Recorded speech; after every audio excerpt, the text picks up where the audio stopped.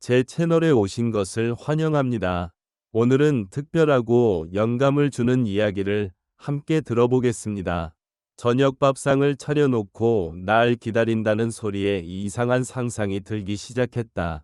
여자들이 자기 집으로 들어오라는 말은 반 이상은 허락한다는 소리 아닌가? 대학을 졸업하고 1년 조금 넘게 백수 상태로 지내다가 첫 직장을 구해 몇 달 전부터 사회생활을 하고 있는 27살 남자다. 회사는 본집에서 지하철로 거의 2시간 정도 되는 거리에 있는 터라 회사 근처에서 자취생활을 시작하게 되었다. 제가 외동이긴 하지만 부모님께서 워낙 오냐오냐가 아니라 내 살 길은 네가 찾아서 하는 거다 라는 스타일로 저를 키우시는지라 주말인데도 본가에 가지 않고 전날 친구들과 새벽까지 술 마시고 원룸에서 자고 있었다. 6월 말 초여름 날씨였지만 벌써부터 30도를 웃도는 푹푹 찌는 날씨라 나도 모르게 잠에서 깼다. 선풍기를 틀어놓고 다시 침대에 누워 잠을 자려고 하였는데 옆집에서 꽤나 시끄러운 소리가 들려왔다. 두 명이 남자 목소리도 들려오고 여성의 목소리가 들려온다. 침대는 여기에 두면 될까요? 네, 아저씨. 아마도 내가 이사를 들어올 때부터 비워져 있던 옆방 원룸에 새로운 사람이 이사 들어오는 모양이었다. 나는 날씨도 덥고 옆집 시끄러운 소리에 더 이상 잠이 오지 않아 전날 과음을 해장라면이나 끓여 먹을까 싶어 마트로 나서던 중 현관문을 열어놓고 짐을 정리하는 옆집 여자를 잠깐 동안 지켜보게 되었고 순간 나는 숨을 멈췄다. 아줌마가 낑낑거리며 짐을 들고 정리를 하고 있는 것이었다. 대략 나이는 35살 전으로 보인다. 저녁에 1박 2일을 보고 있는데 초인종이 울려 누군가 했더니 옆방에 입주한 그 여자가 찾아왔다.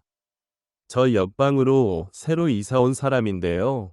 그러면서 얼굴을 빼꼼히 내미는데 방금 샤워를 하고 나왔는지 촉촉해 보이기도 하고 내추럴한 모습이 더 예뻐 보였다. 주말에 쉬고 있는데 이사한다고 많이 시끄러웠죠? 그러면서 미안하다며 복숭아를 선물로 주었다. 그날부터 옆집 여자를 마음에 담아두고 있었지만 이야기 한번 제대로 해보지 못한 여자에게 섣불리 먼저 작업 걸 수도 없었다. 더군다나 나보다도 나이가 훨씬 많아 보이는 여자였기에 더 애매했다. 그러던 어느 날이었다. 퇴근하고 동료들과 가볍게 맥주 한잔하고 집으로 들어오는 길에 우연히 1층 주차장에서 그녀와 마주쳤다. 밤 9시가 넘은 시간이었는데 그녀는 공원에 산책을 하러 간다면서 나이키 운동복 차림으로 나오다가 딱 마주쳤다. 마주칠 때마다 가볍게 인사 정도는 하던 사이라 그날도 난 안녕하세요 인사하고 이 시간에 운동 가시나 봐요 했더니 자기는 온종일 집에 틀어박혀서 일하는 프리랜서라 가끔 이렇게 시간 날 때마다 운동을 하러 나간다고 했다.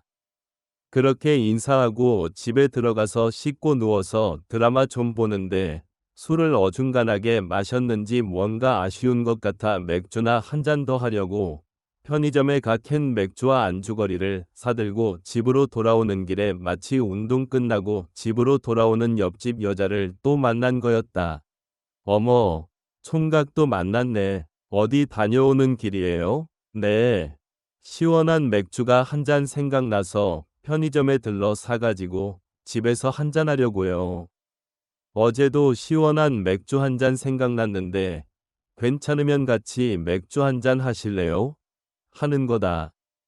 겉으로는 당황하는 척 안에 혼자 마시면 술맛도 안 나는데 같이 마시면 좋죠 하면서 속으로는 잘 됐다 싶어 오케이 했다. 기분이 엄청 좋았다. 오늘 잘하면 옆집 여자와 썸을 탈 수도 있겠구나 싶었다. 그렇게 우리 집에서 맥주를 마시면서 이런저런 얘기를 하다가 보니까 나이는 38살이고 애는 없이 6년째 결혼 생활을 알콩달콩 잘해오다가 얼마 전 이혼을 했다고 한다.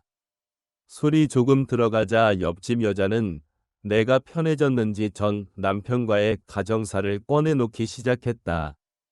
서로 직장이 있어서 평일엔 같이 집안일하고 주말엔 카페에 가거나 쇼핑을 하거나 남들이 부러워할 정도로 늘 붙어 지냈답니다. 그런데 어느 날 남편이 갑자기 술을 먹고 들어와 다짜고짜 할 말이 있다면서 한다는 말이 혼자가 되고 싶다고 했다네요. 합의 안 해줄 거면 변호사를 써서라도 이혼을 하겠다는 폭탄 발언을 쏟아냈답니다. 아줌마 입장에선 청천벽력 같은 소리였죠. 그 소리를 듣고 밖에도 안 나가고 회사도 나가지 않고 방구석에 처박혀 차 밀리네 울기만 했답니다. 그렇게 울고 떼쓰고 이혼 못하겠다고 남편에게 매달리기도 했는데 자기는 이미 마음을 굳혔다면서 아줌마와 반드시 이혼을 하겠답니다. 이혼하겠다는 이유가 여자가 생겼다든지 아내가 싫어졌다든지가 아니라 그냥 혼자 살고 싶답니다. 같이 사는 게 귀찮으니 그냥 집에서 나가랍니다. 혹시 여자가 생겨서 그런 거냐? 솔직히 말해 보라니깐 절대로 바람난 건 아니라고 하는데 나한테 이혼 이야기를 하는 지금까지도 왜 이혼한지 이유를 모르겠다고 하네요. 처음 이혼 이야기가 나왔을 때 권태기가 아닐까 조금만 서로 거리를 두고 시간을 가지자고도 해봤지만 그런 쪽의 권태기 아니고 그냥 이혼하고 싶다면서 결혼 생활을 이어갈 생각이 없다고 해서 몇 달간 별거를 하고 얼마 전 이혼을 했다고 합니다. 그날 우린 누나 동생 사이로 지내기로 했고 가끔은 서로의 술친구가 되어 주기로 했지만 우리는 생각보다 더 친해져서 내가 퇴근하고 집에 돌아오면 매일같이 밥도 먹고 커피도 한잔하며 얼굴 보는 사이가 되어버렸다. 하루는 일찍 퇴근하고 집 앞에 도착했을 때쯤 그녀에게서 카톡이 왔다. 자기 집에서 저녁 식사를 같이 하자고. 이제껏 만나오며 그녀의 집에는 한 번도 가본 적이 없었기 때문에 저녁 밥상을 차려놓고 날 기다린다는 소리에 이상한 상상이 들기 시작했다. 여자들이 자기 집으로 들어오라는 말은 반 이상은 허락한다는 소리 아닌가? 별의별 생각을 다 하기 시작했다. 집으로 올라가 씻고 옷 갈아입고 그녀의 집으로 향했다. 그녀가 날 위해서 분주하게 저녁상 차리는 뒷모습을 보다 그녀와 눈이 딱 마주쳤는데 그 상황이 왠지 좀 쑥스러웠다. 준비한 보쌈과 된장찌개로 식사를 한 후 그녀는 시원한 아이스 커피를 내왔고 우리는 마주 앉아 이런저런 이야기를 나누었다. 평소보다 조금 어색한 분위기를 바꾸고자 그녀가 먼저 술 한잔 하자고 해서 마시다 보니 슬슬 분위기를 타기 시작을 했고 결국 둘은 참지 못하고 연인 사이가 되고 말았다.